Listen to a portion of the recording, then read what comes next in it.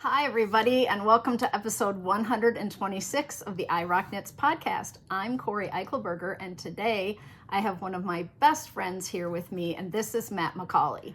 He's known as Multicraftyguy on Instagram and on Ravelry, and he has been a guest here before, and I twisted his arm because Matt is an ultra introvert, and this is not his comfort zone, but I said, please bring some of your most beautiful sweaters over so that we can talk about them. So some of the sweaters that he have today are unisex sweaters, and a couple are made for men, and I think that that is sometimes a really hard place for people to find really nice well-written patterns for men's sweaters. And so Matt does an amazing job. He's a cable lover, as you can see, and I'm super happy that he came today, because I know he's like, oh, I don't know, do I have to go over and be on camera with Cori? Yeah.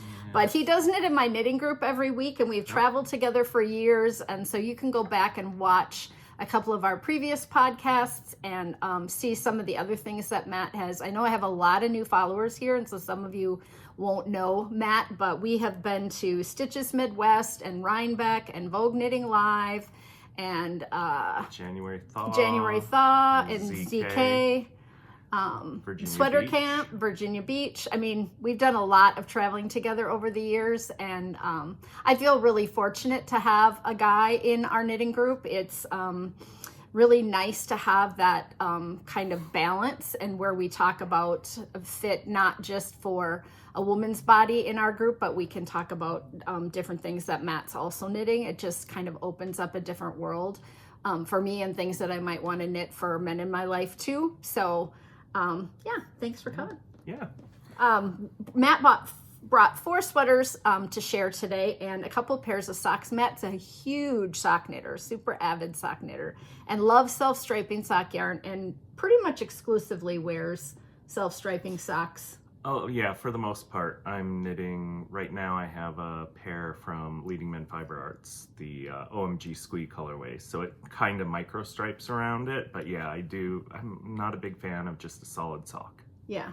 So, and you're mostly a plain sock knitter. Like you don't do a lot of texture or, absolutely different stitch patterns or something. You just really like to knit striped socks. Yep. And he knits 2 at a time. 2 at a time. Toe up. Yep. Because I never know when I'm going to run out of yarn. Yeah. And because you have a longer foot, so you can go all the way up the cuff as far as you want to go and use up every little last inch of it. Every little bit. So completely opposite of me, who I always knit cuff down, and I'm a double pointed gal from way back in the day, but Matt likes to knitting. Yeah, Matt's not loving that. Fan. Yeah, no, I know you're not. But that's how I learned, know, and I think that's what people stick with. If you learn on metal needles, you love metal. If you learn on wood needles, or if you learn, I think a lot of people learn the knit stitch first, and then purl stitch seems harder, and then people don't like to purl. I don't know, but I like them both. Yeah. But I also knit completely backwards. Yes. So. Oh, yes. Matt's a lefty, and Matt learned how to knit kind of reverse in mirror image. So he knits from one side to the other, the opposite of what most of us would knit, and then you reverse all of your decreases. Yep. And your increases there, you flip it. You have to flip it all in your head. So I'm not a fan of a written pattern, because then it's a lot more complicated for me to flip things in my head. I like a chart, and I think that's why I've taken to cable so much, because it doesn't matter. I read a chart left to right, where you read it right to left. And everything works works its way out. So yeah, so much better. Yeah. So, but it is interesting to sit down next to Matt and watch him knit because it does look wrong. Like it looks like he's going, the wrong way. So it is interesting. And we've had conversations about it when I teach newer knitters and they say that they're lefties. Yep. You have told me don't teach them to knit the way I knit because it's so much more hard. Painful. You have to do so much more work. Yeah, it's so much more thinking. It gets really complicated because either you have a completely reversed pattern when you have written, or you're going through and you see left decrease and you're doing a right decrease and you're trying to make the pattern line up, and it's not always easy. So I oftentimes have to see the picture of it before I actually move into knitting it, because then I can reverse engineer a written pattern. But almost every sweater that I've knit in the past few years has been charted. So life's a lot easier that way. So I usually tell people that knitting is two-handed and that they can certainly use their left hand to do more of the movement, but that they will still use yarn held in their right, or in their, not necessarily yarn in their right, but that if they can manage to think of it as a two-handed activity and not as a right hand dominant activity. And usually that works pretty well for most people. I hold the yarn in my right hand and I feed it onto my left. So I mean, but everybody says it looks completely weird how I do it because I combination knit. So yeah, I mean it's different. It works for you. It works. And you're not going to change it now after all the years you've been doing, And I don't mind a purl stitch at all, so it's good. I do definitely enjoy knitting the way that I do. I would like to learn the traditional way just so that I never have to turn my work around, but that's a whole nother story. So I should say that Matt's shirt says introverted but willing to discuss knitting. So he wore that for us today so that we will talk a bit about knitting. So let's start with your first one, and this is Awen.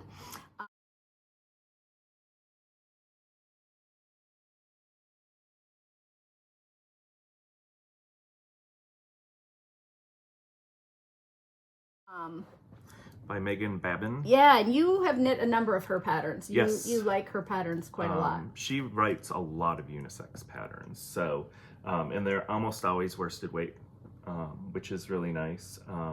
Usually she uses all of her own yarn, which is Forge or Hudson and West. Yeah, it's Hudson and West yarn.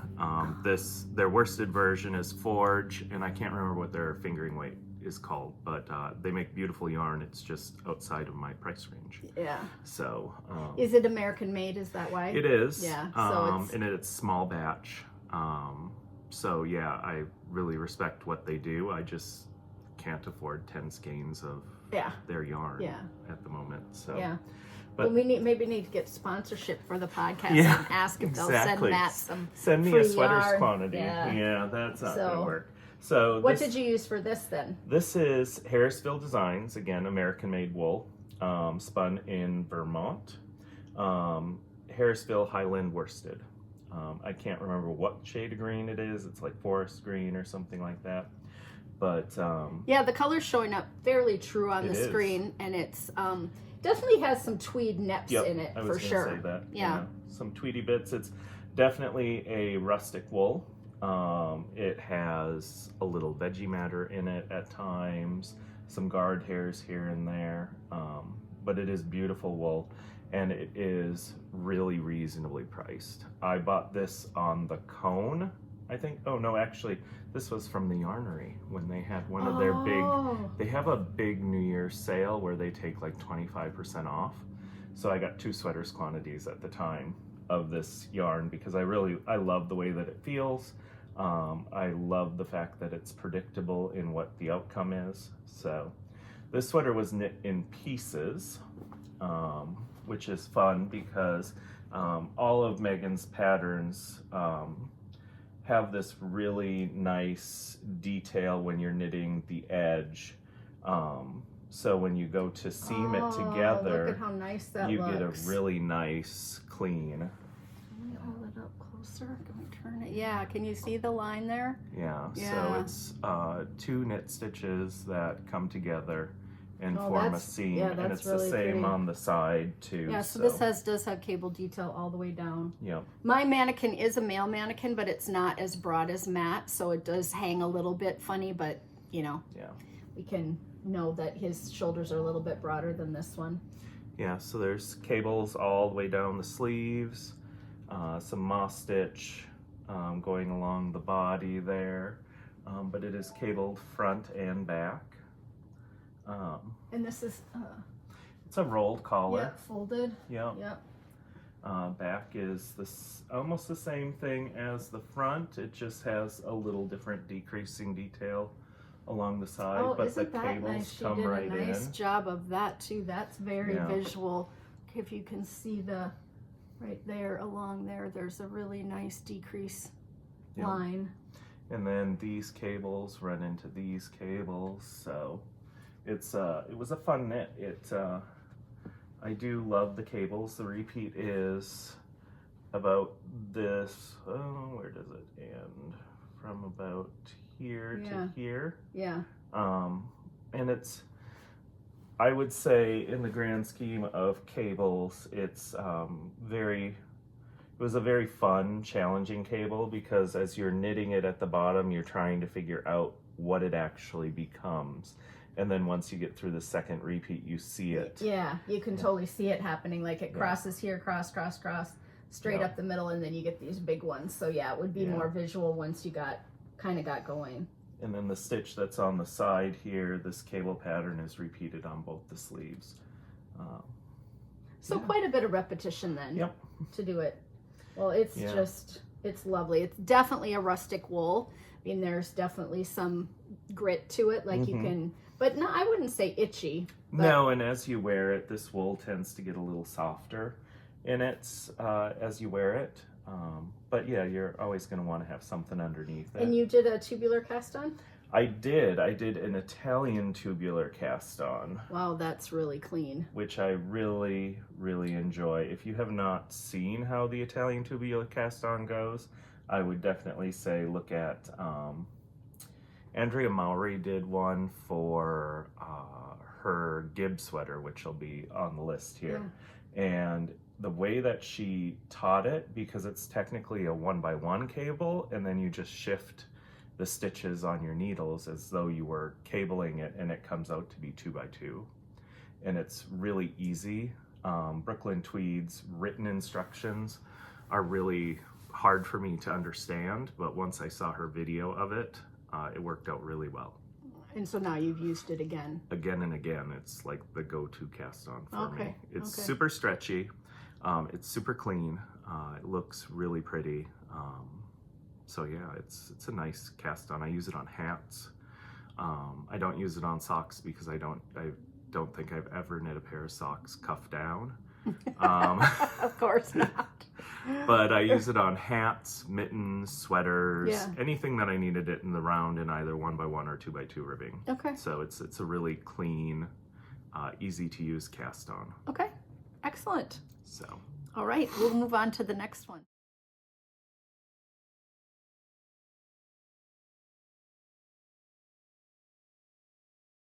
This is the second sweater. It's called Gib 2 by Andrea Knits or Andrea Mowry.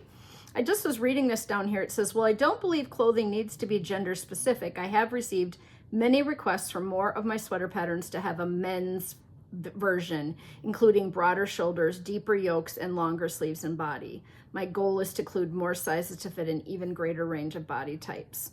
And so she does have a women's pattern that goes with this one. So if you are looking, this one is exclusive or meant to be made for, you know, a broader shoulder, flatter chest, that kind of thing. Yeah, this one was a fun one to knit because this one has a nice little cable detail in both of the raglan, in all 4 raglan decreases. See it better when we turn it to the light, Yeah. I really like this. This sweater here, I knit up really quick because it was just a repeat of, it's just texture pattern.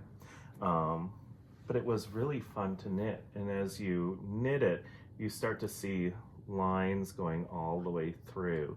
You got the verticals and then you got some diagonals.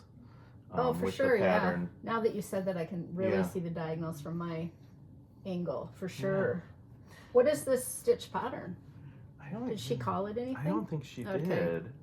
Other it's than just knits and pearls, pattern. right? Yeah, it's just knits and pearls. It's not quite seed stitch. Right, yeah. I can't even remember what was different about it that made it not seed stitch, but it does have some nice short rows in the back to give you a nice collar, built-up collar.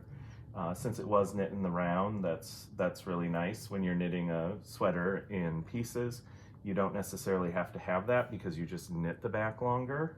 So there's short rows in the back of this. That's a really, really good tip, that the short rows raise the back neck, because none of us are flat in the back and we don't walk with ourselves so that we have a flat back. So things have to come up over the top of your shoulder here in order for things to not pull up here.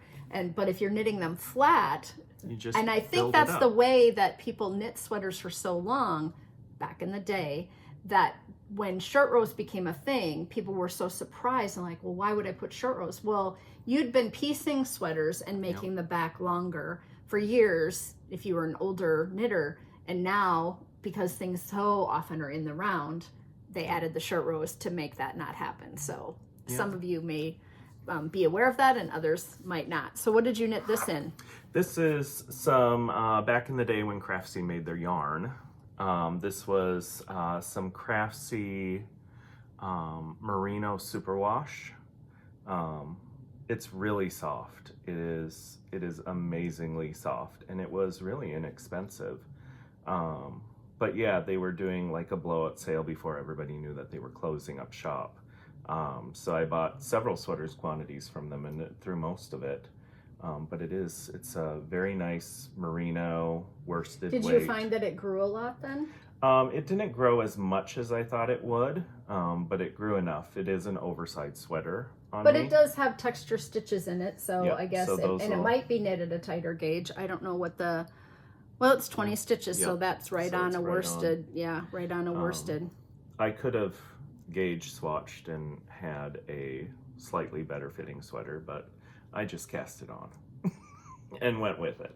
Well, one of the questions I'm going to answer later today is about superwash yarn, so that's why I asked that. This is written for sizes 33 to 65.5, so it does have a wide range of chest circumferences, and it is meant to be worn with 2 to 6 inches of positive ease. I'm definitely much more on the 6 inches of positive ease on this. I usually like to do about 4 inches of positive ease, but in this case, like I said, I did not swatch for it. I just started knitting in my size, so it's really comfortable.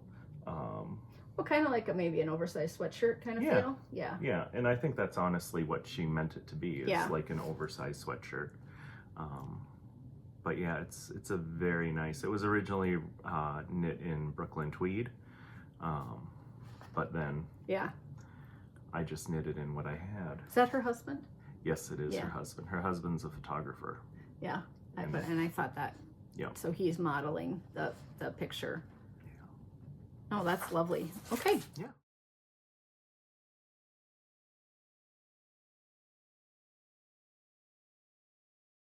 Okay, this is our third sweater today. This is Cricket by Julie Hoover. It came out of the Brooklyn Tweed Fall 2016 collection. And it says, a preppy crew neck pullover gets a lift from stripes at the hem and cuffs, accentuated by a staggered rib that subtly interlocks the two colors. Simple techniques make this pattern accessible to the adventurous beginner. It's interesting because you guys are not seeing that it has that at all. So here, we'll show you that it has. My mannequin's not high enough today to show the bottom of the sweater, so we'll lift it up. But it does have stripes at the sleeve cuffs and at the bottom. There we go. Yeah. So you can kind of see it. Work. This is a fingering weight sweater. What yarn did you use? This is Leading Men Fiber Arts in their MCN fingering. Ooh, nice. Yeah, this is, oh God, what color is that? Blue steel. MCN is merino cashmere nylon in the blue steel colorway. Blue steel, and then nude scene at the bottom. That's the white. And this is a different base. This is their... like a cream, yeah. So... that is interesting that she chose to have those pearl stitches. You guys aren't going to see that very much, but she has the little pearl stitches show through on that ribbing. Where they get connected. But that's how, that was intentional. Yeah, it's a fun knit for sure. I definitely think that, I don't know if a beginner would want to seam a sweater together, but it was a fun knit. It's very simple. It's a lot of stockinette. Yeah, I was gonna say, what's fun about hours and hours of stockinette? But I can do this while I'm watching TV. Yeah, that's true. At knitting group, at work, right? Yeah, at knit group. Yeah, it definitely had its parts. So the sleeves were knit separate and then seamed into the hole. Okay. Yeah, the front and back were done separate also. Okay.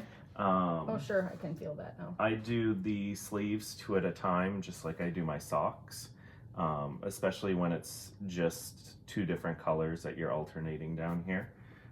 It went together really well. It seamed up really nice, but it sat in a bag for about 4 or 5 months before I actually put it together. It is the lightest, softest, drapiest fabric. It is just lovely. So if you have a husband or partner or boyfriend or someone who's too hot in sweaters, this might be something that would work because it's so lightweight. It's a lot of knitting. Lots of knitting in this, but it does just go so nicely. And I alternated skeins because it is a tonal yarn, but I did not want these to come into big huge pockets and pool all the way through, so shows up really nicely on the camera. You can really see but I don't think that in person that this pool right here that you can see on the screen, which maybe you guys aren't seeing, there's like a pool right here, that's not showing here. No, like it doesn't look like that. It's more muted. So I think sometimes my lights kind of shine off some of the lighter portions of yarn, and that makes them stand out, and so I don't think that really shows like that. But yeah, definitely I would call it very kind of sporty. She's right, preppy, because of the little sleeves. Yeah, but it was definitely, it was a fun knit. I enjoy just plain knitting at times. I like color work too, but plain knitting is sometimes just the jam that I need because it keeps it together, keeps me together. Okay, so that is Cricket by Julie Hoover.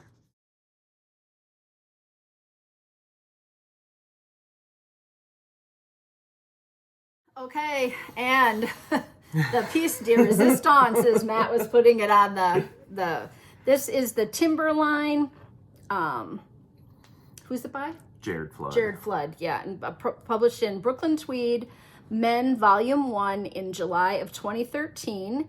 It is worsted weight, and I've had this cardigan on my to design list for a couple of years. When our design team decided to put together a collection of menswear, I knew it was finally time to make the idea a reality. Cabled cardigans are one of my most beloved wardrobe items. Yes, it's been on my list of things to do for many years too. And you used what yarn? Lucky Tweed by Kelborn Woolen. And it is a beautiful, beautiful yarn. I think this sweater took almost 12 skeins of yarn. It is a lot of cables. Yeah, which eat up the yarn. Yeah. And I love Lucky Tweed. I knit my Up North cabin set and I have this in the kind of raspberry purpley color to make a sweater in it. I just haven't cast anything on. But look at those cables. I mean, oh my goodness. Yeah, it was definitely a fun knit, and I was intimidated to do it for many years, and then I started it, but I wanted to knit the sleeves flat, and I don't know why I let that stop me because I started knitting them in the round and it went by perfectly. So look at those. I mean, it is just full of cable. Like there's cable, cable, cable all the whole way. Then this is beautiful increase, I assume. Yep, Top it's an down, increase. bottom up, yeah. Yep. Increased panel there. Yeah. And then the whole shawl collar. Yeah, this was, I could not wait to get this part done because it was just the way that he designed it and everything with the increases. The one weird thing about it is that you knit all the way across the button band here, and then you just stop knitting it and it just hangs there, because then you knit the rest of this separately from the body. So you have stitches down here that after you're done knitting the body, you pick up, and you actually knit the shawl collar independently of the sweater, and then you seam it together. Even though the bottom is already attached. Yes, yeah. Even though the bottom's already attached. I mean, there's a stability factor with having the shawl collar definitely seamed on there. Yep. And then in the back, you see where there's the 3-needle bind off all the way up the collar. Because you have then 2 pieces of collar flopping around as you're trying to knit it. I mean, this is just stunning. Yeah. I know. Picks up so well. I know. The video is a little darker than the yarn is, but the definition is... I would say it's a little bit lighter than definitely that. there. Yeah, because it's not, well, I guess you'd call it navy, but... Absolutely. But it isn't like a navy blue where it leans black, you know, not at all. It definitely has, you can tell that it's a blue. And the tweedy bits of red and light blue. You have a cable here, and then a cable pattern here, and a cable, and this is the same. Yes, here, it's the and then same a cable, thing. Small cable, and big cable. So you're repeating across the rows. So when you think of this pattern, it looks incredibly complicated, but if you know how to knit this pattern in here, you're just doing it 3 more times. So it's not like each one of these panels are a different cable pattern. It's all the same cable pattern. So how do you keep track when you're crossing a cable on this row for this one and on a different row for this one? How do you keep track of that, manage that? The good part for it is that you're knitting and purling. So you have the rest row as you purl on back. But the chart itself is really small and manageable. So I have the highlighter tape that I use on this one. Some of the sweaters that I've knit had little tells within the smaller portion where you did a purl row, like in the Vika pullover that I knit from Michelle Wang, I think designed that one. Had a little purl bump that was the tell for when you have to do your cables. It was a purl bump every 4 rows. And it really helped you get through that sweater pattern. But this one here, this chart is really small, and I cut this chart out of the paper, cut this chart out of the paper, and put them right next to each other so that it would make it easier and you could just mark row by row. Yeah. But this pattern is repeated so many times that I didn't want to do like check marks or anything like that, because I think that would just confuse me. But yeah, I got some boofer in here. But yeah, this was a really fun, it's tubular cast on the bottom, tubular cast on the cuffs here too, so it's nice and stretchy. But I have to find some buttons for it now that are just right. You want to find just the perfect buttons. What are you thinking? Blue on blue, or are you thinking wood or leather? I'm thinking leather. Yeah. I don't know if I'd ever actually button it, but I want to have something that is special for this sweater. And I know that I have some leather buttons at home that I got to go through, but That's what festivals are for. Yeah, so right now Matt's getting an all new kitchen. I just bumped. All new kitchen, and he happens to be an IKEA kitchen designer. Yeah. And so they are redoing they ripped out Starting from scratch. Yeah. So they are getting all new stuff. So his house has been in uproar. He moved his entire yarn stash from the upstairs to the basement and redid all that, and then tore out the kitchen and some windows and doors. Everything's getting replaced. So right now we have the appliances are in. We're waiting on the tile that starts tomorrow. Floor's been done. Electrical is all hooked up. Plumbing is all brand new. Yeah, so we're really waiting for now some of the finishing touches to be done. Yeah. So we figured out baseboard. The tile is sitting in the garage right now, waiting for our tile contractor to come in and do that. So that'll be Monday, Tuesday. I've been trying to update every time that something massive has changed in the house. Yeah, so if you are on Instagram, you can go follow Matt at Multicraftyguy, and he's been putting pictures in, but it's really been fun to watch. You upgraded appliances and everything. Got really nice stuff coming. We went from a 30-inch range to a 36-inch cooktop and double oven in the wall. So it's been a lot of change.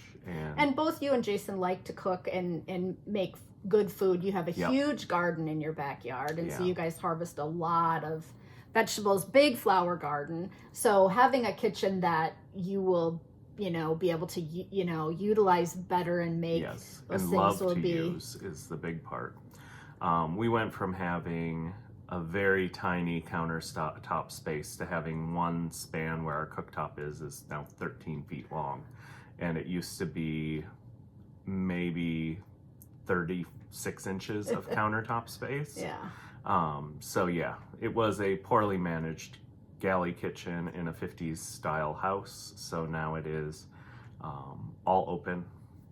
We need to get a table, chairs, and stuff like that, and some artwork to put on the walls. But overall, it's been a dramatic change. Yeah, and you put in like a pantry kind of cabinet and a little bar area. A little bar, so it's been a lot. I know you guys have been eating out, having to eat out and get all their meals because they didn't have a kitchen, and then you moved all of your yarn, and so you've been in turmoil. A lot of stuff going on, and then we just took in a new to us dog from a friend of mine who passed away. So we took her dog in and getting things used to that, and she's a heavy shedder. Oh, she's Corgi and Australian Shepherd, otherwise known as an Augie, which I just never knew that it was such a thing. Yeah. But so a lot but of that things was changed. that was a huge change, and you lost your friend, and she had passed away, and then there was no one to take the dog, and so Matt and Jason stepped up. And you already have a dog that's getting older, but how old is Blue? Okay, Boo was their dog that they had before, and he is a beagle 13 years old. Right. And Blue, the Augie, she is getting close to 10 years old. Okay. So when Anne got her, she was actually one of my direct report when I managed the cooking and eating department at IKEA. And we've stayed in contact and stuff. And now she had just gotten Blue when I was just leaving that department to manage kitchen planning. So she's almost 10 years old, but you would never guess that she was almost 10 years old. She has the mindset of a puppy, and she has a Yoda doll that she loves to take outside in the middle of the night when she has to go to the bathroom. But she's adjusted really well, and Boo is living with the fact that he's no longer the only dog. But Blue... Yeah, because he was very spoiled and kind of ran the house. Absolutely.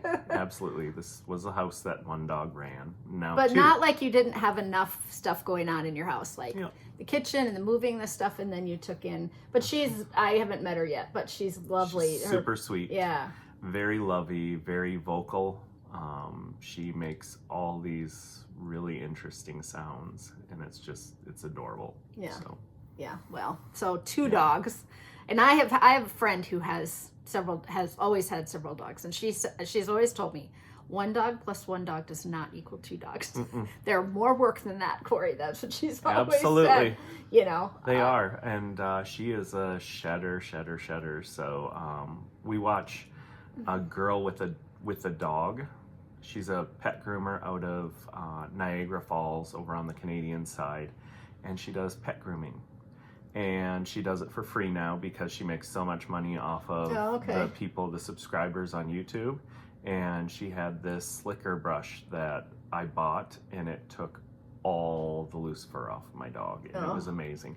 And I can't remember what it's called, but I did post a picture of it on Instagram. Because it's definitely something that if you have a dog that sheds like that, because she is part corgi, then yes, it's definitely a must-have. It's like $20 on Amazon, and it's an amazing brush. It's actually made out of a like a bandsaw blade. It has all the little teeth on it, but instead of going like this on your dog, you're just going down, and it just picks up all the loose fur. Oh wow! It's a wonderful, wonderful thing. Well, good thing you got new floors. Yes, and then all new floors. They're slippery. It'll be easier to kind of keep it all. Well, as you can tell, Matt has had a lot going on in his life, so for him to take the time out to come. So let's look at your socks. Yeah.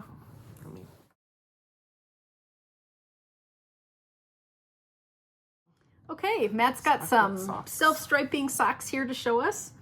So both of these are the two that I have that are finished are both commercial yarn. Okay. This is Land du Nord, I think is what it's called. It's a nice little self-striping sock yarn. It's a long, almost gradient in the way that it takes the color of the yellow, the peach, and the blue. I always do a heel flap and gusset, toe up, because that's what I like on my feet.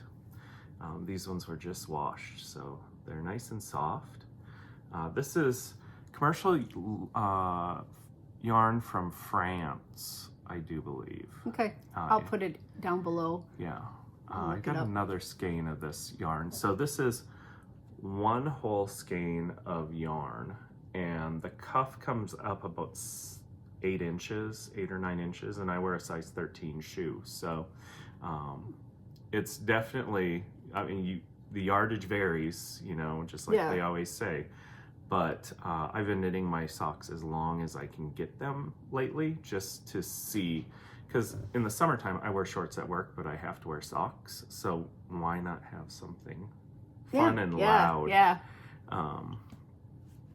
And you wear a boot at work sometimes, right? Yeah. Some parts of the year, so you like the sock to show up over the top. Yep, so I love the sock to show up because knitters do come into IKEA quite a bit, and somehow they always find my socks. Yeah, and what's fun? This is, I want to say, online sock.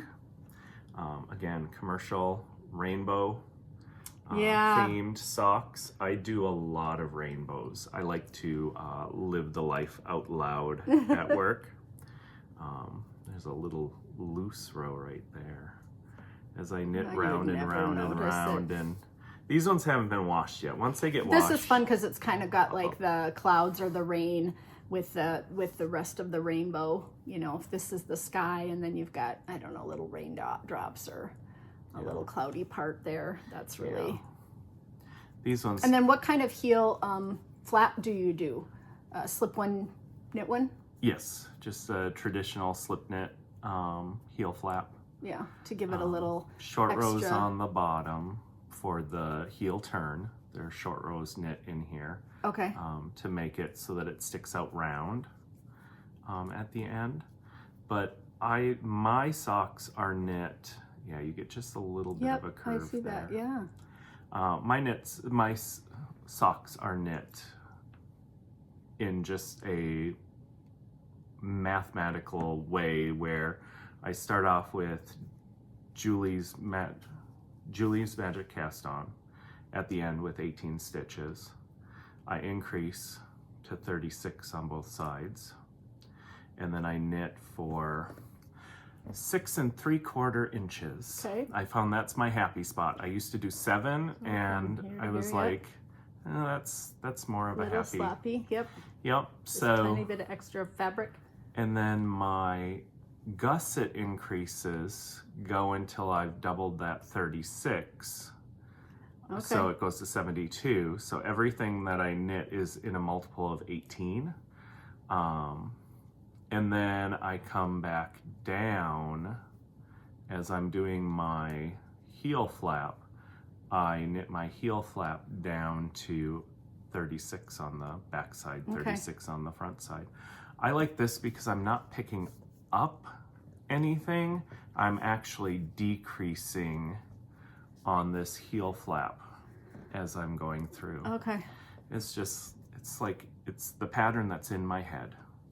And then it's back to 72 stitches around, 36 on both sides. And then I do Judy's, so it's Judy's Magic Cast On. Judy's Magic Cast On. And Jenny's Surprisingly Stretchy Bind Off. Yeah. Julie and a Jenny came into... to confuse us all. Yes. So it's all just, for me, it's in my head, it's math. Yeah. And like, I can't replicate this type of thing anyplace else, but that is how every one of my socks are knit. So yeah, 18 and 18, 36, 36, 36 and 72, and then 36 and 36 all the way through. But I don't usually do a pattern on my socks because it just distracts me. This way I can just knit. Yeah. And they're very training, takeable. in meetings, at knit group. There's not much thought that has to go into it. So this is how Matt actually knits. I know we've showed this before, but he's got two needles on this side. Yep. And then he's got his socks and his magic kind of loop on that side. Yep. 2 at a time. This is Leading Men Fiber Arts OMG Squee colorway. I don't know why I waited so long to knit these. I looked at the label and we were at January Thaw, and I bought this at the Wisconsin Craft Mart, which is no longer in existence, which is so sad. Sad, I know. But yeah, like you said one time on a podcast, you can have a shopping cart in a yarn store. In a yarn store, I had a shopping cart. It was amazing. Yes, it was amazing, but also really expensive. Yes. Because you got a shopping cart. We got a shopping cart. Yeah, so, yep, so 2 at a time. Do you divide your skeins in half before you start knitting? I do. And when it comes to these socks, to get them the same, I just line up and hope that they pattern out the same way from the center to the back. But yeah, I just start them off at roughly the same spot. I mean, let's be honest, they're socks. Yeah. So the stripes will never actually line up perfectly, but you get them as close as you can. Yeah. And when you do the heel flap, you're working each sock then independently because you have to go back and forth. So your gauge will change in doing the heel flaps. So they won't line up perfectly when you get up to the cuff anyways. There will be something that's just off a little bit. And if that really confuses you or frustrates you, Mustache Yarn does perfect pairs, and then you can get as close as you can perfectly. But I always go down to 2 balls and then knit from the outside. So yeah, let's hold this and then you hold that. So this is knitting up as micro stripes. Can you see? And you wouldn't necessarily know that. They're just kind of striping. It's very variegated, but they are kind of getting that little striping effect. And it's happening because of the circumference of your socks. Yep. Other people knitting this sock on a 64 or even a 60 might get a little bigger situation where it's not going to be quite as micro stripy, but it might be. Yeah. It's kind of hard to know. And I knit my socks very, very tight. So I think there's 10 stitches per inch on my socks, and somebody else is going to get their perfect sock at maybe 8 stitches an inch. Yeah. So I like them to wear like iron, especially since I'm doing, anywhere from 8 to 15,000 steps at work a day, and they sit in my shoes all day. So I've only had 2 socks where I've had issues with the heels. blowing out, and that's because they didn't have any nylon in them. Yeah. So every pair of socks that I knit for sock have nylon in them. Now. Yeah. I won't do just a pure wool sock. If I'm going to do that, then it's going to be for a shawl or a sweater, something like that. Yeah, for sure. Knowing those limits really helps me pick out what sock yarn I want. And I have so much sock yarn at home. Hundreds of skeins of sock yarn that I may have to farm out to somebody with a knitting machine. Yes. Because they're never going to get all knit. Because especially the colors that you maybe aren't like drawn to knit right away. Yeah. Getting some tubes cranked for a few of those if you're feeling overwhelmed. If you're not feeling overwhelmed, let them sit there. Yeah, they age like wine, right? Yes, it's a beautiful collection of yarn. Since I'm in the basement with my knitting, I have most of it in Ziploc bags now. Yeah. But when I was upstairs in my house where I didn't have to worry about water or moisture or anything like that, I used to have it up there like that. And it's just so inspirational to just stare at it and not do anything with it. Yeah. So every once in a while I toss that stash around and find some look things. at what I... Do you have your stash on Ravelry? I don't think so, right? No. Well, I have some of it. I'm going to come to Matt's house next, and we're going to put rest of Matt's stash on Ravelry. There's a lot. Especially as sweaters quantities, because that would be so helpful for you to look and see. I don't know. It's also so painful to see that I have 50 plus sweaters quantities at home now. Yeah, me too. Holskarn just got delivered to my house from Denmark. 3 fingering weight sweater quantities that you had to have. They were $24 a cone. No, but that's what we did with the stuff from Shepherd's Harvest too. We bought cones.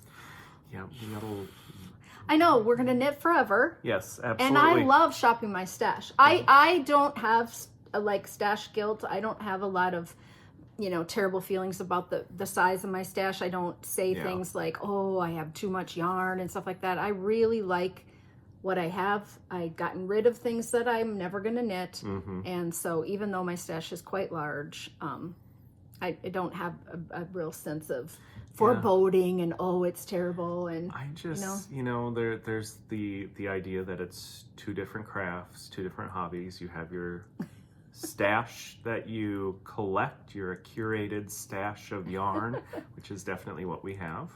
And then there's the knitting side of it. But every once in a while, somebody else in my house likes to guilt me into how much sweater yarn I have, or just yarn in general. Oh yeah, but he's a shopper, so he can't say too much. Kind of like Amazon my husband. Delivers to Ross my house has never said anything, but his hobby is car parts. Yep. Way more expensive, Yeah. So he doesn't say much either. Our stuff can last forever. Well, yeah, and we do plan on using it. Oh, absolutely. And there are people with way bigger yarn amounts than this yarn sat in my stash for probably 5, maybe 6 years. Yeah.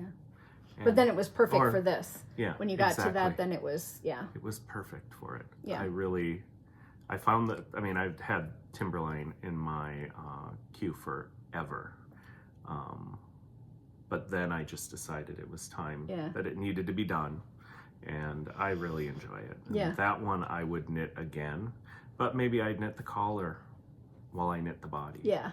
That might be the thing that I do on that one. Change it up just a little bit, because I don't know how much the structural integrity of a seamed collar is going to give me. You could always go in and crochet around there if it felt like it was drooping or something. A little extra along there, a little chain stitch. So. Well, I want to thank Matt so much for giving us an hour of his time today. Super nice. He had to drive out to my side of the city, which is a trek, and there's construction on every single highway to get here. I know, it's just terrible. But I will be back in a few minutes with some giveaways for this week and a little bit more information to kind of finish up the rest of the podcast. But thank you so much for coming, everyone. Give Matt a big round of applause, and I will give him a hug when he leaves. So we will have him back again, because he has no plan to. He said, I only have 4 sweaters, and I said, Matt, you're the only person that I would know that would say that 4 is not enough. Yeah, well, I think the last time that we podcasted was right around this time of the year when I was going through and trying to figure out what I had talked about. So it's been about a year. So it's been a slow year for me sweater knitting. But I've knit... but some of the things that you've knit, and I'm not putting a time frame on it, but they're a little more complicated and they take a little longer. When you're doing lots more cables and seaming, that's a different beast. And this year was the year that I gave all my coworkers something hand knit. I do it for Christmas. I give them a little sheet that says you get to choose your neck, hand, or head, and then give me a color, and I will knit you something for your birthday month. So, and I have 10 coworkers. So, and a chunk of them were born really close together. I got to think this out a little bit more. But yeah, so I have a lot of accessories on my Ravelry queue. I mean, on my Instagram queue, I should say. So, and almost every one of those was a cabled hat, cowl, fingerless mitts. I just really love doing that for them because it's something that they're not going to get anyplace else, and it's something totally personal for me and for them. You like to have Matt as a boss. So I quite enjoy. Very kind and then generous too. I enjoy doing that stuff because it just brings me, puts a smile on my face. So well, it's all knitting too. You're never not knitting. No, I mean you are. I was in 3 days of training and knitting on my socks. Yeah, so he's always knitting. So I don't think and maybe you do. Maybe you check off how many things you've gotten done, at certain parts of your year. But this thing is just a masterpiece. It is just I really love it. It's incredible. And maybe I'll knit Jason one. Maybe. Maybe I'll knit myself another one. Yeah, exactly. I've got enough yarn at home. Yeah. So. All right. Well, thanks for coming. Yep. We'll see you guys in a few minutes. Okay, I'm back, and I'm just going to go through a few of the podcast things that we didn't get to touch because Matt was here. So you will have seen at the beginning of the podcast that I featured a set and 2 other patterns this week. So my Pump Up the Plaid blanket, as well as my Pump Up the Plaid pillow, are featured this week at the beginning of the podcast, and that is a set that you can get at a discounted price, as well as my Rhubarb Balls scarf or shawl. It's a rectangle knit on the bias with the felted balls on the end. One of my favorite projects ever. I think it's very quirky but super fun to wear. And then the Shenanifriends Socks. So let me tell you a little bit about what's going on right now. The Super Sock World Championships started a month ago, and they had signups in May. I talked about it briefly, and then 1 pair of my socks was chosen to compete. And so that started today, and that means that they have a choice of knitting 2 different sock patterns, one a little bit easier and one a little bit more challenging, to win points. And then you have 2 weeks in which to knit the socks. So my Shenanifriends socks were picked, and that is the pair of socks with a little bit of corrugated knitting at the top, knit one in 2 different colors, and then the easy twisted stitch pattern all the way down the leg, and then it has that same corrugated patterning on the heel and on the toe. So I've been online a lot because there are lots of questions and lots of people chiming in. I think about 2,500 knitters signed up to do the championship, but you have to progress through, so you have to knit a pair of socks every 2 weeks. You can take a break, I think, during the knitting and not earn points for one of the sessions. I'm new to all this, so I'm learning a lot while this goes on, but really excited that a bunch of people from all over the world, they have the instructions in many different languages, are getting a chance to take a look at one of my sock patterns, so that's kind of fun. Okay, what am I wearing this week? This is my very first Ranunculus sweater. It is the one that kind of inspired me to knit the Ranunculus at a tighter gauge in a bit smaller size. So I did knit it out of a kind of unplied yarn. I've talked about it before, but that is what I'm wearing. I think I will have a shawl styling video this Sunday to upload. I had a couple that I had kind of pre-recorded, and so I will stick that in here for all of you so you can see it, just in case you're not on Instagram. If you're on Instagram, I think I am on shawl styling video, maybe number 12. And so you can go back into my reels on Instagram and look at all those shawl styling videos that I have been doing all the way along if you want. And then you can save those. So if you go to my Instagram account and hit the little button, then if you hit this middle one right here, that would be the reels. So right there, and then all the shawl styling videos that I have done will come up for you. You can open each one and then hit the little save button, and it'll be put in a saved folder for you on Instagram, which is lovely because then you can go back and just look at the things you saved. You might have some things saved that you didn't know you had saved, and you might want to take a look at those too.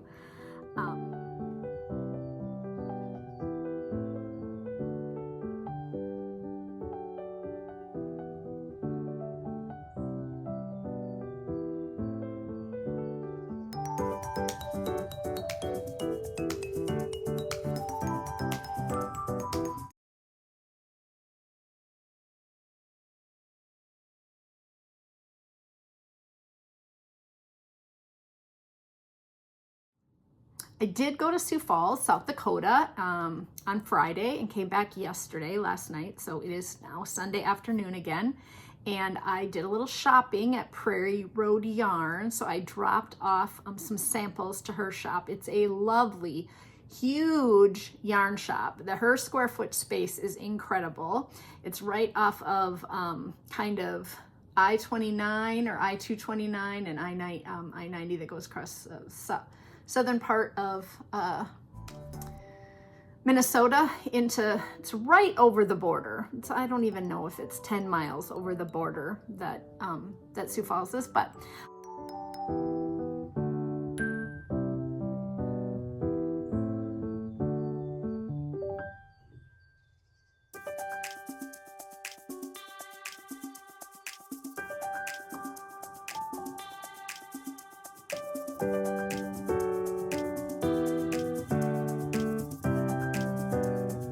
to see my parents. We needed to take them some fish because Ross had caught so much fish this spring and summer, and we wanted to just get down there to see them. And so I did see my brother. I went and saw him, and then I saw my sister-in-law, Jenny. So hi, Jeff. I know he often watches the podcast. He's an avid reader, so he mostly comes for the books, I think, but it was really good to see him. He's an avid runner, and he's working at Barnes & Noble now because he just loves books so much, and he gets such a great discount. So he just works a few hours a week. But I went over there, and then I wanted to buy something while I was there. And so I purchased a gift card, and my mom bought some games. And then when we were at Prairie Road Yarns, I'm like, I really should buy something, even though I don't need a lot. But I picked up this Remix. So this is what, don't tell my checkbook. This is Berroco Remix in this lovely blue colorway. I have another new nephew coming. So be my great nephew. Gosh, I feel old. Coming in September. So Ruby and Lucas, my nephew and his wife, have two little girls, and they are having a little boy. So I wanted to find something. And I bought Marie Green's Knit a Little book. And I was going to knit a sweater out of that for the baby that was born just on Thursday, my niece's baby. That's their first child, and they had a little boy. But I ended up just knitting a plain cardigan instead out of some purple acrylic. And so this is going to be, that's the grandpa sweater. It's called Pocket Watch Sweater. And it's Marie Green's, from Marie Green's book, Knit a Little. So I'm going to get that cast on for the September baby. And this will be lovely and washable. And it's a heavier weight, so it should work up quickly. And then I bought this Cascade Cherub Aran prints. I couldn't reach it. I had to get up and grab it. So I saw a baby blanket knit up in this in the shop. And it was so cute, you guys. So this yarn was $6.50. It is 55% nylon and 45% acrylic, so perfect for a baby blanket. 100 grams, 240 yards, so definitely like a worsted weight. And it will stripe. So I guess you cast on about 136 stitches, and then you knit the feather and fan pattern. So the pattern is on Ravelry as the Gentle Waves Stroller Blanket. I don't have plans for this yet, but it would be a perfect baby gift. So I did pick up 4 skeins of that, and that's what the lady at the shop who knit the sample said that they used. So really fun colors and very pretty. So I got those 2 things. I do have a bunch of questions of the week this week, so I did want to get to some of those. The first question is, how do you feel about superwash wool? I often read comments about how much superwash grows. Would you shy away from sweaters for that reason and use superwash for kids' items, hats, and other smaller accessories? And this is from Jncbtlr. I assume that that's Jncbtlr without the vowels. But Janice, there are lots of opinions out on the internet about superwash yarns. And I guess I would just say that it definitely has its place. I have knit sweaters with superwash yarn. Yes, they do grow, but they tend to bounce back. With a little bit of time in the dryer, they will bounce right back. And if you wash and block your swatch before you start, and then if you dry it a little, or if you just lay it out to dry, you'll know exactly how the yarn is going to behave. So you'll know how much it grows. Yes, I think a lot of sweaters should be knit with a woolly wool. I think if we seamed more sweaters, knit them more with woolly wool, we would have longer lasting items that would also have more structure and stay probably more presentable, less pilly. But there's nothing like superwash against the skin. Now, there's definitely a complete chemical process that superwash yarns go through. So if you are ecology sensitive and you really care about our planet and the earth, then superwash wool is not what you want to be using.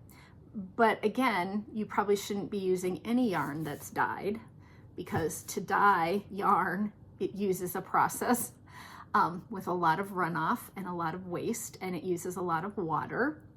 So, you have to make those decisions about what you're willing to do or not do. I will say some of my prettiest sweaters and my lightest weight sweaters are made with superwash yarn, but I do like a woolly wool. So after having Matt on the podcast, you all know that most of what Matt knits is a woolly wool sweater. He prefers that. We live in Minnesota. We have winter at least 6 months out of the year, where a sweater will do you fine in the late fall and early spring, and you won't need a jacket. And having a natural wool product that is going to, kind of be self-cleaning, easy to put on and off, doesn't have to be washed all the time. Whereas with a superwash sweater, you're probably going to get some drape, you're going to get some stretch from it. You can always knit it at a tighter gauge. There are just lots of things that you can do. And everyone kind of has different opinions about it. And I sway from one end to the other. Like when I'm knitting with woolly wool, then I'm all in, and I think everyone should knit that way. But then when I knit with some superwash, I'm like, well, this isn't all bad. And honestly, there's an article out there, I'll link it in the show notes, about why superwash has got to go. And it really has to do with what you're doing to the fibers, and is it really even wool anymore if they're really bleaching the fibers down, laying all those fibers flat so that nothing can abrade against itself to keep things from actually felting. Is it really even wool anymore when it comes out the other end? So I can't give you a definitive yes or no, but it's definitely great for baby gifts or things, smaller items. But I do have sweaters in superwash. I'm not a purist. I wish I could say that I'm doing everything completely ecologically responsible, and I'm not. And I do have strong opinions about what most corporations are doing to our planet, and my plastic straw is not probably going to save much. Okay. Then I got a question. What are your favorite or go-to go-to books? Which 5 could you not give up? And that is from Norlu. And Norlu, I did a whole podcast on my top 10 favorite books. And so you can go back and watch that. I always give my favorite books of the year at the end of every year, and tell you what my top 1, 2, or 3 books are at the end of every year. So last year I had several books. that were kind of my favorites. And so I keep that also kind of as a list. I know I just saw on Instagram the other day that someone was reading that book in 5 years. That's one of my favorites for sure. It just had such an interesting premise, and it was just something like I had never read before.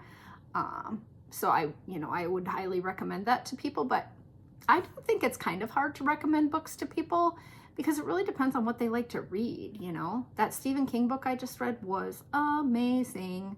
Would everyone love it? Absolutely not. It was probably going to be one of my best books of the year. But if you want to know my 10 favorite books of all time, you can go back to that podcast that I recorded, and it's got a picture of books on the front here. I can show you all. This is what it looks like right here. It has books and little headphones, and it's my favorite book. So that's the one you want to look back, because you just have to scroll down in YouTube in all of my favorite books, and it was 2 years ago in the summer, it looks like. And honestly, not that many people watched that video compared to what other people have watched of my videos, how many other people have watched my videos. I need 40 more of you to subscribe. Will you look down right now while you're watching this and see if you're subscribed to this podcast? If I could get 40 of you that are watching out of, the several thousand that watch, I could reach 5,000 subscribers, and that would be so awesome before I hit my 5-year anniversary in August. So if you have not subscribed to the podcast, it really doesn't do anything for you, but it does a whole lot for me. It will bring my podcast up in your feed, but other than that, it helps other people find me. And just to have that number, 5,000, I think it'd just be amazing. It'd be super fun to have that. When other people come to look, they'll often look and see how many subscribers does this person have. And when you have a few, you're not as likely to get watched. So just go down and hit the little subscribe button for me, will you? Here's a question from one of my friends. I am interested in how you organize your yarn. I adopted your idea of putting yarn and pattern together in a bin for knitting at a later date. I used your idea. Instead of looking at an overwhelming closet full of yarn, I look at a closet of new and exciting knitting projects. But I have lots of yarn that doesn't have a plan. Will you tell us more about how you organize your yarn stash? Do you organize it by weight of yarn, brands? Will you take a photo and share with us? Thank you in advance. I find your tips and tricks very helpful. And this is from Woolstock. So hi, Janet. So I have organized all my yarn. For years, I organized it mostly with a pattern. So I only shop with patterns. Often I'll take 5 or 10 patterns, or I'll look at the beginning of my queue when I go to a yarn store and see what things I want to knit next, and then I'll write a note or a post-it note on it. But more recently, I've just been putting my sweaters quantities in 2-gallon Ziploc bags, and they're all sorted by color. I find it's easier for me to find my stash because I've outgrown my closet that is in the office. It's just a small, narrow, tall closet. And so now I have 5 or 6 bins in this in the hallway closet, like the front entry closet. And those are all put in there by sweaters quantities. I don't buy much anymore that's not a sweaters quantity. I just find it's not as usable for me. And I still have plenty of single skeins to use up. So it's by color. So I have an orange bin, I have a pink red bin, I have a blue bin, I have a yellow gold bin. So then it's easy for me because I can recognize my yarn. I know what color I bought certain yarns in. But the number one thing, and I keep harping on this, but the number one way to organize your yarn is to put it on Ravelry. That's how I shop my stash. That's how I look and see what I have. I can sort by weight. I can sort by color. I can sort by yarn amount. I can sort by what sweater I want to knit. So it isn't about how I store it at all anymore. It's all that I just go to the computer. I shop on my computer in the office. That's how I'm keeping track of if I have a single skein, it's on Ravelry, and I can just sort by single skeins or yardages from 400, yards. So then I know I'm getting the fingering weights. I mean, I know that is a daunting task. I just scolded Matt for not having all of his stash on Ravelry. And some people don't want to know how much they have, and I get it. And some people don't want to spend that much time on Ravelry, so I get that too. But for me, that's what I do. That's how it works now. my stash doesn't, I can put in on Ravelry when I load it. I can put it, it's in bin number 1 or bin number 2, but I take a picture of it. I know what color it is, so I know what bin it is in now. My stuff in my first closet, that's all alphabetical order by the kind of yarn. So it, you know, it starts with, you know, it's got the A's, B's, C's, like, you know, what, Cascade, Dream in Color, that way it goes. That's how I have it organized in the first closet. And those I put in shoe boxes. But what I started to find is that my clear shoe boxes aren't big enough for all my sweaters quantities. And the 2-gallon Ziploc bags just work so much better. They lay flat. They're much harder to stack on shelves, and that's why I have them stacked in bins going from front to back. But I'll take a picture of my closet and I'll show you how, and I'll open up a couple of bins and I'll show you how easy it is for me to see what I have in that regards. I know Janet in real life. She's part of my knitting group. She's been to my house. She knows how I keep my yarn. But I think a lot of people struggle with this question of, how do I organize it? How do I know what I have? How do I keep track? You know, what should I use my other things for? I just really like having a huge stash. It doesn't bother me at all. Okay, this is my yarn closet. I have bags hanging on the door right now, which I hate, so I'm going to be moving those. But this is the little closet. It goes to right there. It's just as wide as a door. And then it goes up to the ceiling. So I've showed this before, but these are, oops, turn the light back on. These are alphabetical by type of yarn, and then they all have a pattern in with them, and these are my oldest stash. So then I started doing bigger boxes when like sweaters quantities wouldn't fit.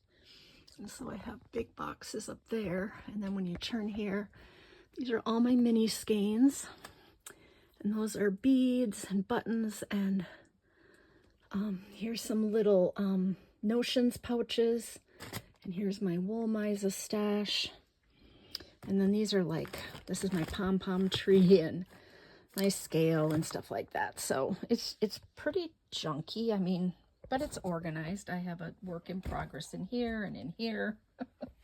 And then these are most recent purchases that I thought I was going to cast on right away, so I keep them down there. And this has some works in progress in it.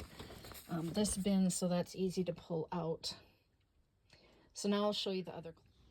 Okay, so this is this closet. Those are my bigger bags hanging there. Multicolored orange, orange rust, blue, raspberry pink, maroon, red, yellow gold, and the brown sheep, green, and pink, maroon, wine, red. So then in each one of these bins is pretty much full, an entire bunch of bags of yarn. So then I can just go in here and pick out whichever one I might want to be knitting with next. So here's a sweater quantity of that. This is my Malabrigo blanket that I got from Bee Woolen. It's the slip stitch blanket. They have 100 kits at their shop, and they're absolutely glorious. I don't know when I'll ever get that knit. And then this is some of my D-stash stuff that is for sale. I've got a sweaters quantity down there, or 2. Those things are on my Ravelry page. These are all partial skeins to go in my sock blanket, so they go in that bag. So that is my crochet blanket, and then up there, that basket has my mitered square blanket in it. These are my chunky, bulkiest yarns that are just single skeins. Yeah, and that's just how it goes. So now they're organized by color. Another question of the week comes from Chris. Hi, Chris, and I'm so sorry to hear you had to have another surgery. Everybody who is of the praying kind, will you please say a prayer for Chris, because he had to have his leg amputated and he has had to have another surgery because he got an infection. And he has been a friend of the podcast for years.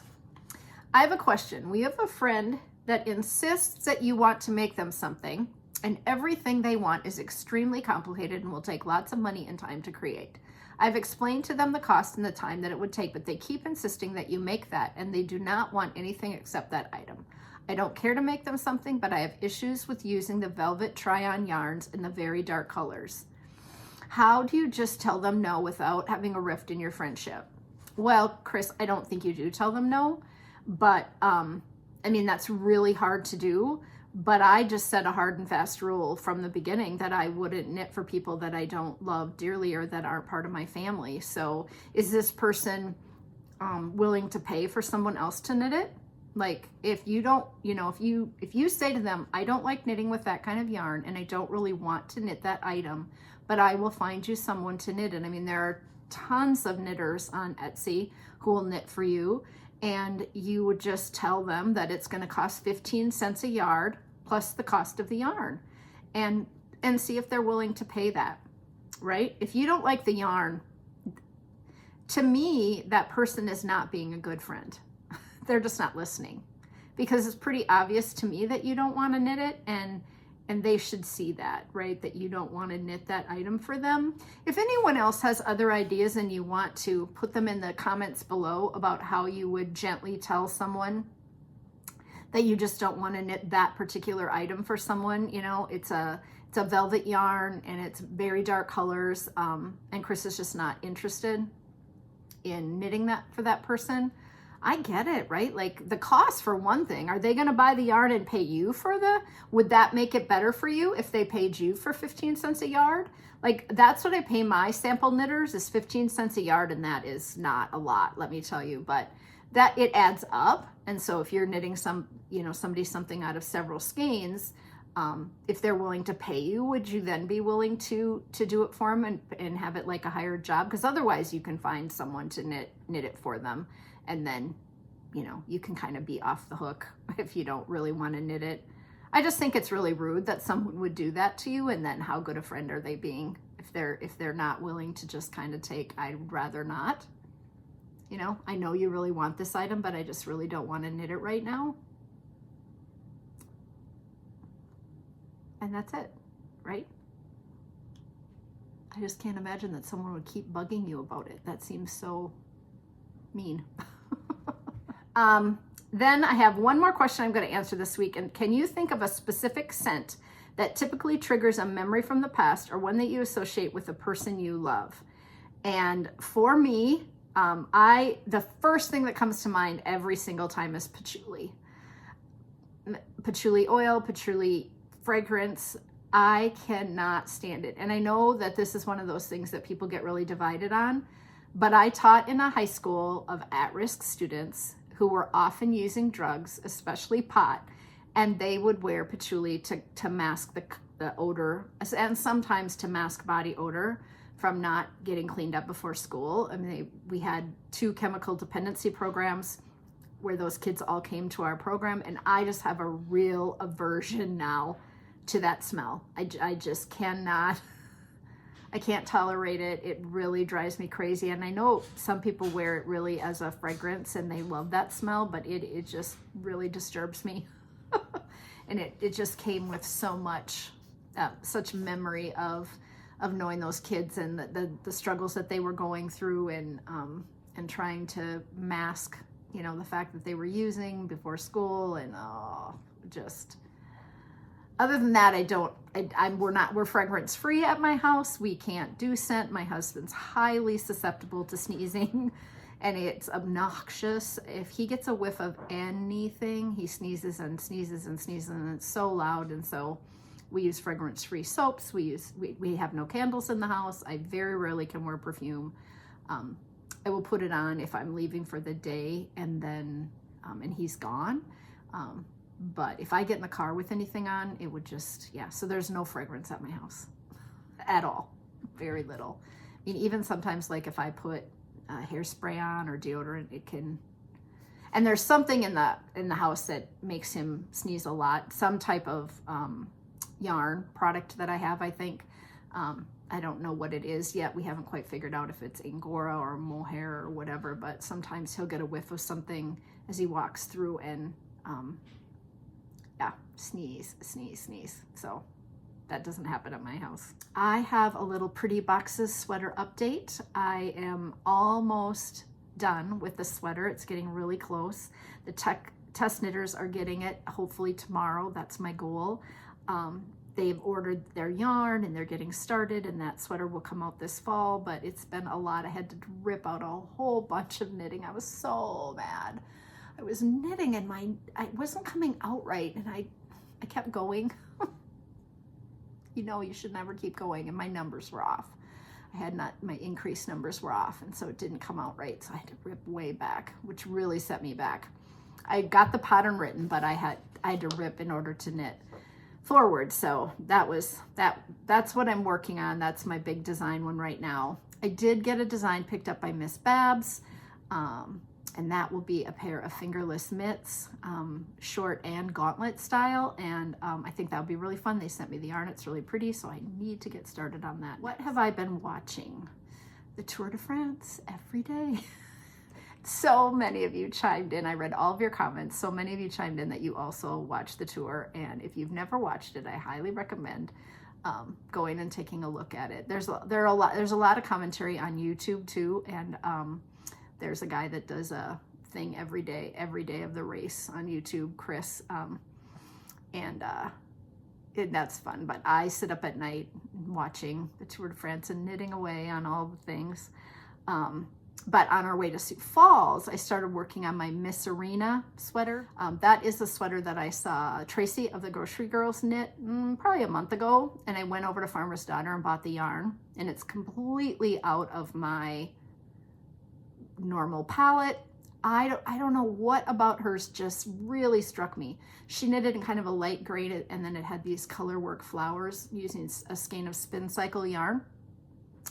And so I purchased like a light blue so that I would have a good contrast for my Spincycle skein, and so I started that in the car on the way to Sioux Falls. I just needed something fun to cast on. I love starting. It's my favorite thing to start projects. So that's what I've been working on the way to Sioux Falls, and then on the way back I knit on the body of my Pretty Boxes sweater. And then the other thing I watched was Muster Dogs, and if you're a dog person, this is a show. It's kind of a competition show out of Australia. I think I'm watching it on Netflix, I'm pretty sure. And it is, each of these people are given a puppy, and they have a year to train the puppy to become a sheepdog or cattle kind of dog. And they're all puppy trainers in their own right, but the head puppy training people are the judges, and they have milestones that they have to meet along the way, and the characters are so good, you guys. The people who are competing, there's an old man and there are two ladies, and there's a guy who called his dog the demon, and yeah, it's just very lovely. The scenery in Australia is incredible because they're coming from all parts of Australia, and I watched the first maybe 3 episodes where they get their dogs and then they start training them, and it's not going well, and they have to meet their first milestone, and on the first milestone they have to do like 6 things, and they have to send video in that they're progressing, and some of the puppies are not doing well. So anyway, it's called Muster Dogs because I think that's what they call it when you send a dog out to get sheep in Australia. I think it's a muster, something like that. I have to look up that term, but M-U-S-T-E-R. So I would highly recommend that. It's this very nice competition. They all, none of them live together. It's not anything like a reality show or anything like that, but it is really happening. They have cameras following them and stuff. So it's really good. Then someone asked me last time if I had my chewy granola bar recipe available on the thread, and it's not there because I had never shared it because it was in my book and I didn't want to share it early on, but I have now added it to the recipe thread on Ravelry, and so if you want to go over and get that chewy granola bar recipe that I talked about in the question and answer section last time, it is in the thread now. It's the last post, but they're all listed at the beginning of the post, and you can click on the link if you want to get that thread. Okay, I have a little Cori stories for you, which is, of course, I have been celery juicing. So I don't know, a month ago, my friend Bonnie said, have you ever heard about celery juicing? And I was like, no, I haven't heard about it. And she had done it before. And this is not like a juicing cleanse, like you don't not eat, you still eat regular meals. But first thing in the morning, when you get up, you juice celery. So I had to buy a juicer, which is, I don't know, $29 on Amazon. I've always wanted to juice things and just never had a juicer. You can definitely use like a blender and then squeeze your juice out of, but to me that's just a whole nother step that I don't want to deal with. You have to buy organic celery because celery's on the dirty dozen, just like strawberries, and you have to wash it really well. They recommend baking soda and vinegar to, and let it sit for 10 minutes because there's so much pesticide in some. And if you don't know about the dirty dozen, you can look it up online. There are 10 things that are the highest concentrations of pesticides used in their farming practices. So they recommend you buy organic. And so you drink 12 to 16 ounces on an empty stomach first thing in the morning. You can have water, but that's it. You cannot add anything to the celery juice. And it's really supposed to be really good for inflammation, for your gut, for kind of flushing out impurities and kind of cleaning out everything, and really good for your skin. So I thought, what have I got to lose? I have terrible tummy. It's always upset. I have chronic inflammation and pain, and I'm always trying to get on top of it and trying to do all these different things. So I decided that I would give it a try. So I did it for 10 days. There are tons of YouTube videos out there. I will link the ones that I watched in the show notes below. And there are a couple of doctors that do it, and then there are tons of people who try it for 7 days and then tell you what it did for them. And I also heard that it can help with weight loss, digestion, a multitude of things. It's not pleasant to drink. It can be a little salty, but it's very grassy, right? And it's quite a bit that you have to drink.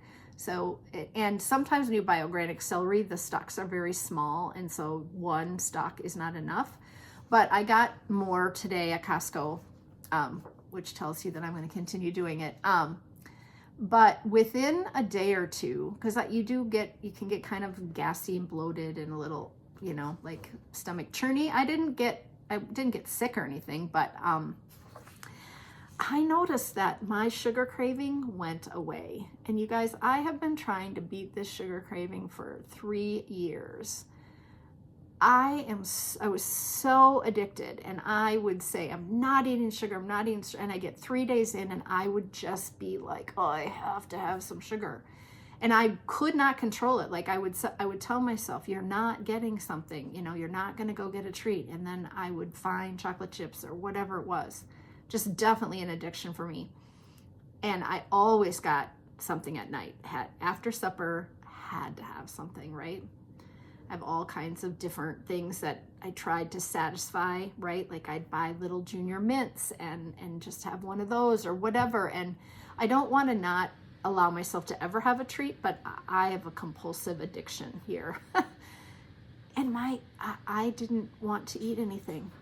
My appetite went down. My sugar craving at supper, after supper, I didn't have it. I haven't had anything. I have not had a treat in. And then about 10 days in, I was kind of over it. I was like, I just don't, can I keep this up? Can I just stop doing it and not do it every morning? How will I feel? And so I stopped. And then for some reason, I hadn't weighed myself. I had lost 8 pounds. And I was like, wow, it hasn't quite been 2 weeks, and I'm down quite a bit of weight. And I'm not eating all these sweets and stuff, and I don't really like drinking it, but it's not doable. So maybe I should do some more. So I bought some more organic celery and I juiced some more. And when we went to Sioux Falls, I juiced a jar of it before we left. I took it with us. I drank it on Saturday morning. I mean, I'm all in. Like, if this can help me kind of figure out how to get rid of that sugar craving without the huge withdrawal, kind of take away some of my appetite symptoms. And I don't think it's the same for everybody. So I went back to watch some more videos, and I found a girl who's been juicing for almost 2 years. She does celery juice every day. And she said that your stuff doesn't ever really go away, whatever you have going on. But if you keep up with this, it stays gone. And for her, it's worth it. Will it be worth it for me long term? No, I don't think it'll be worth. But if I can get on top of some of my bad habits, I just thought I would share with all of you.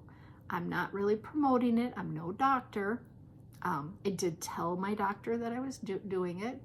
I have tried all the other things in the world. You know, I've been on Weight Watchers. I did Slim Fast. I did a program in Virginia. I can't even remember the name of it. Slimgenics I've done over the years. I have exercised. I've done intermittent fasting for the last 2 years. And I just really haven't been able to get on top of those two things, kind of some weight loss or not increased appetite, and then the sugar thing. So I juiced this morning. It isn't great. It doesn't taste great, but I think you do get a little used to it. At first I was kind of drinking it lukewarm, and now I'm drinking it more cold. So I make it and then I go shower and put it in the fridge so it's not super cold, but I'm just trying different things. Yeah, you can go take a look and decide whether or not you think it's anything that you might be interested in. But I was really glad she told me about it, because I'd never heard of it. I wouldn't have tried it. I know it's kind of a fad thing, but I mean, it's all natural. So really, I figured I've done worse things. Can't hurt me. You know? So that's where I'm at. And then I was going to tell you one other little story here. I don't know why this popped into my head, but I used to be a cheerleading coach. I coached here in the Twin Cities of Minnesota at WHATCHA. And so we would have cheerleading tryouts every year, and I would take the kids to summer camp, and we were competitive, and we traveled on the weekends, and we went to different stuff, and we took big buses, and I had guys and girls, so I had stuntmen for a while and everything. But one year I had a woman come in and talk to me, and she was an adult mother, young mother, but woman, and she had always regretted that she'd never tried out for cheerleading. She had this great regret in her life. And she asked me if I would let her try out for the squad. Not to make the squad, but to just do the thing. And I was a pretty intense cheerleading coach and pretty structured, so I had lots of practices, and they had to learn a lot. They had to learn to dance and a cheer and do jumps and tumble, and I was like, if you want to give it a try. And so I told all the kids what was going on, and she came, she did all the practices, and then she tried out, and she was not very good. She couldn't, do some of the stuff, but she had this vision, this regret that she had never fulfilled. And I thought, more power to her. And I don't know why that popped into my head recently, but for probably 20 years of my life, I said, I really want to be a knitwear designer. I really want to have a knitting podcast. And I didn't do it. I just never got started. I just kept doing the things I was doing, but I didn't ever do it for a long time. And I thought, if I never would have just gone forward, I might have had that regret, right? And so I thought, gosh, today, for your comment down below, I have a huge prize to give away. So I have 13 skeins of yarn. So here we go. It's 13 skeins of yarn. So, and it's like 110 yards each. So it's 1,400 and some yards of yarn. It is JoJo Land wool yarn, 100% wool in this beautiful purple color. And so I'm giving all of that away to one winner. And I thought you could tell me down below whether or not you have something in your life that you wish you'd always done. It doesn't really have to be a regret, but something that, you always thought you would do and you didn't do, or something that you wanted to try, you didn't try, or you didn't do the thing, whatever it might be. So I thought that might be kind of a nice comment for you to all put down below whether or not you have a sincere regret about something that you wish you would have done or tried or whatever. I thought that might be kind of fun. I don't think I have a regret, because I'm pretty gutsy, pretty forward, like I try things. Right now, as a woman who's getting older and struggling with physical body parts, I would really like to try zip lining somewhere. And I don't know if I have the strength. I don't have a fear, but anyway, that's one of the things that I was thinking about. I have 3 audiobooks this week. I read Far From True by Linwood Barclay, and that is the 2nd book in the series. I have now started the 3rd book in the series, and I really am enjoying these. These are not new. This one came out in 2016, and after the screen of a rundown drive-in movie theater collapses and kills 4 people, the daughter of one of the victims asks private investigator Cal Weaver to look into a recent break-in at her father's house.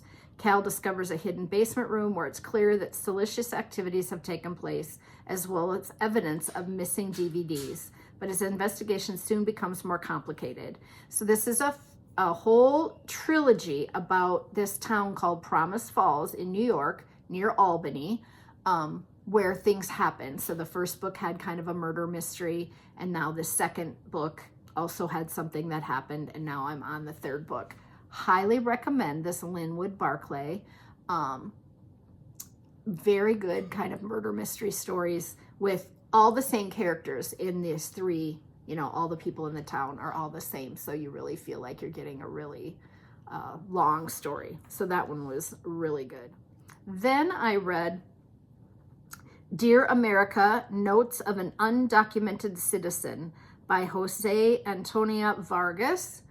And this is an interesting story about a reporter for the Washington Post and the New Yorker magazine and some of the biggest magazines in the world, telling his story of being an undocumented citizen.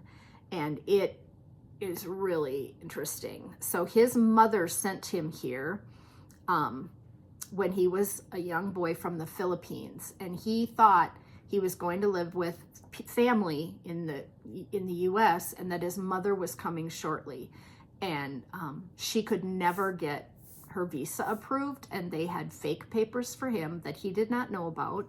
And he came here and lived here and went to high school, and then started to figure out that he didn't have all the right papers, and that he could never travel outside the US, and he couldn't get a passport, and that he'd probably get found out. And then people start to help him along the way.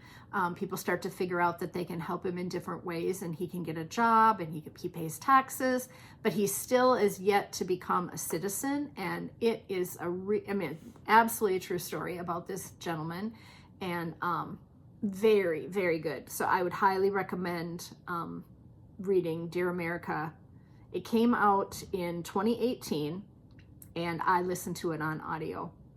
And then the last one is a young adult novel called As Long as the Lemon Trees Grow by Zulfa Katau.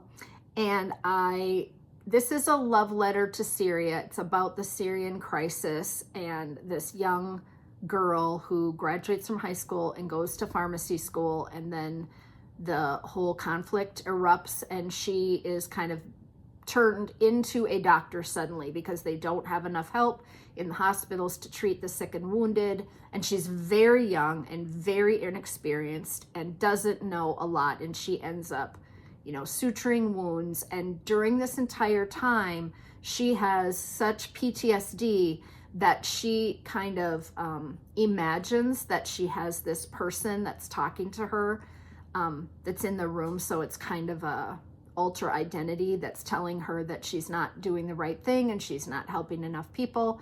And she hears this person in her head all the time. So it's a really interesting take, because there's always this person that's trying to tell her to, take care of things and do things better. And she's really torn about leaving the country and running and fleeing and trying to get on a boat and go across to Germany and escape, and whether or not she can get the money together to do that. And, you know, the neighborhoods are bombed out, and then she was meant to go meet this young man right before this all happened, and as a possibility of a prearranged marriage. And then she ends up meeting him in another way, and he's a fighter, and he's documenting stuff on the videos. It's gotten rave reviews, really positive reviews. It is considered young adult because she is under the age of, I don't know, she's 17 or whatever. But it's hard. It's really hard to read and listen to because of the atrocities and the things that are happening, and the little children that are dying around her, and it's still, you know, still going on, and the regime and the Syrian army, and how there are protected parts of the city and then unprotected parts, and yeah.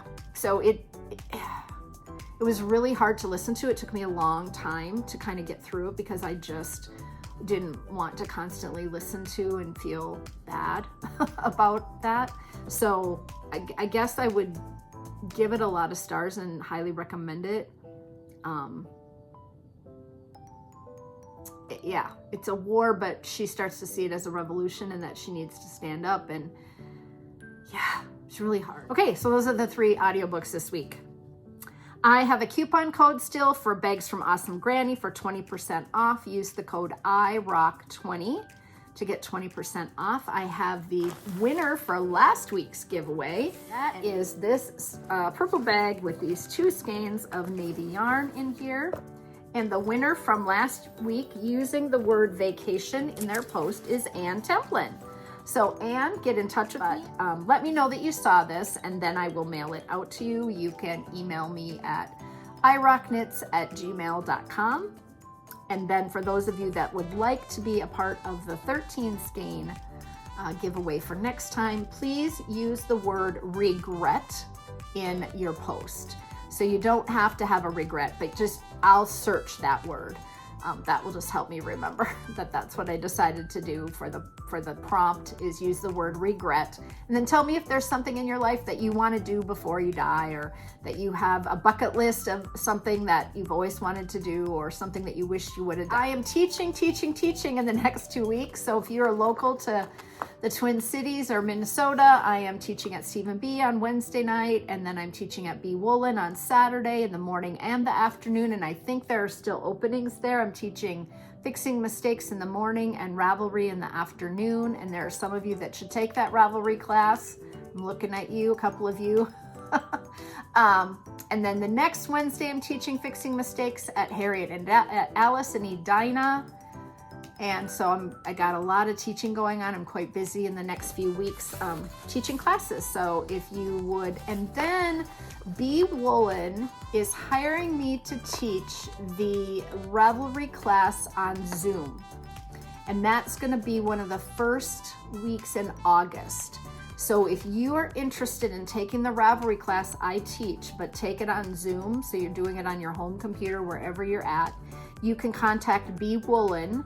They should post that probably next Tuesday. Their newsletter comes out every Tuesday. So by the time this gets up, I would think that they would have posted when that class is going to be offered. I gave them 3 dates at the beginning of August, and I'm going to do it through their shop, but they have a number of people who aren't in Minnesota and they want to take the Ravelry class. So I'm going to do it online for them. So you can just take a look at that. Okay, I think that's all I have this time. I really want to thank Matt. So if all of you want to go into the comments and thank Matt for sharing his 4 beautiful sweaters today. It was really nice of him to come on the podcast. I told him I'm running out of sweaters, so you have to knit faster too. But until next time, come in for your hug.